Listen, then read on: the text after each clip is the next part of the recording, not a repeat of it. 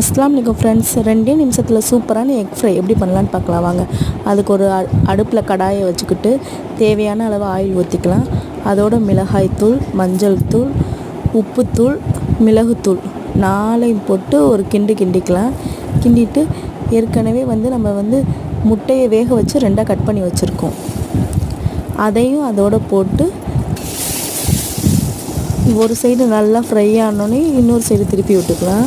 திருப்பி விட்டு 2 சைடு நல்லா ஃப்ரை ஆனதும் ஒரு பவுலில் மாற்றிட்டு மேலே கொஞ்சமாக கொத்தமல்லி தழை தூவிட்டால் எக் ஃப்ரை ரெடி. இது சாம்பார், கறி குழம்பு எல்லாத்துக்குமே தொட்டுட்டு சாப்பிட்லாம், சூப்பராக இருக்கும். இதை நீங்களும் வீட்டில் ட்ரை பண்ணி பாருங்கள்.